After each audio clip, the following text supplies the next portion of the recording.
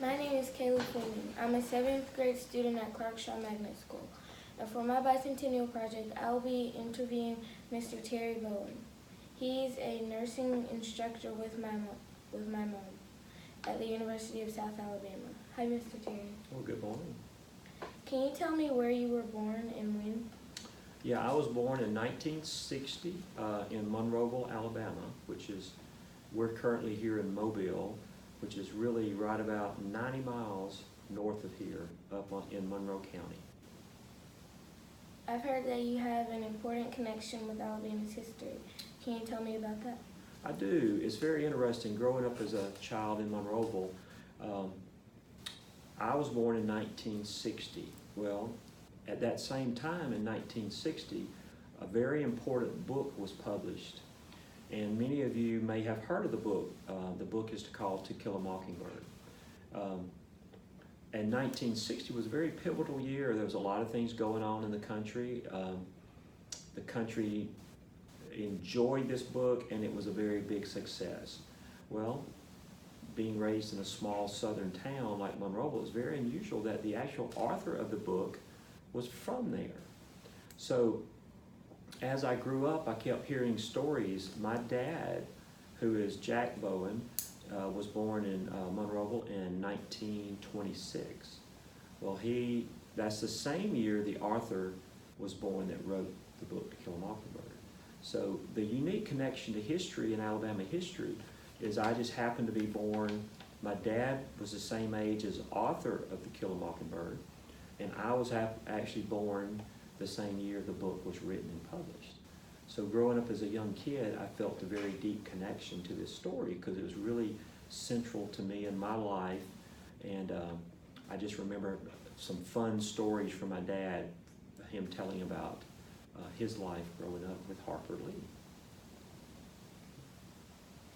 How do you know Harper Lee? Well, Harper Lee is actually the author of the book. She was born in 1926 in Monroeville, Alabama. And as you have friends growing up, she was a friend of my father. They were the same age, so they used to live near each other. They would ride bicycles and play.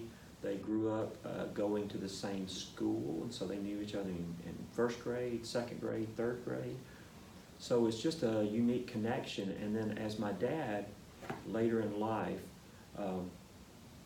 Harper Lee actually left Monroeville, went to college up in Montgomery, later went and wrote the book and left Monroeville, but she always had a connection back to the city. And so there were times when she would visit. Her family was there, her sister was there, her mother and father actually buried there in Monroeville. So it was just funny. We'd ride around in the car, and my dad would say, "Hey, that's the house where Harper Lee was born. And that's the place," and there was a big tree. I don't know if you remember, if some of your classmates have read the book To Kill a Mockingbird, but one of the central characters, Boo Radley, they used to leave little things for him inside of a hollow tree.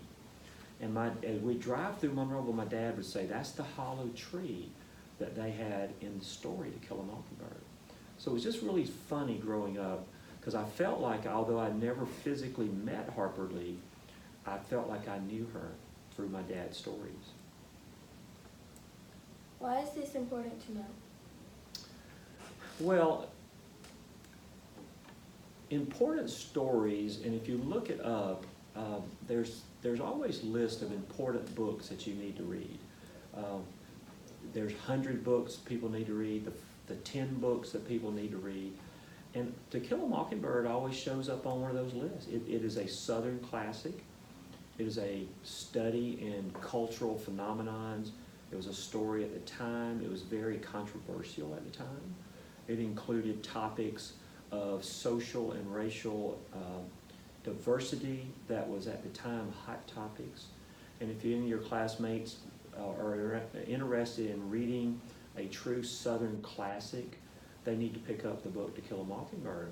And so the important part is that's a book that's written right here near your hometown. So if you're from Mobile, or if you're from around here, then the author of that book actually lived close. If you travel to Monroeville now, in the courthouse, there's a whole museum there dedicated to Kill a Mockingbird. So if for some reason you want to take a field trip, so if you're learning Alabama history and things about the local history, To Kill a Mockingbird is just a great story. And it's really easy to touch. I know a lot of people that love to get on airplanes and travel or get in cars and drive long distances to go see history. You can go see history by only being about an hour and a half away. And it fills in a lot of the gaps for people these days. So I think it's very important for you or your classmates to know that To Kill a Mockingbird was written in 1960, which is over 58 years ago, but it's still a very current book. I think you and your classmates would enjoy reading it. So that's why it's important. Thank you. Thank you.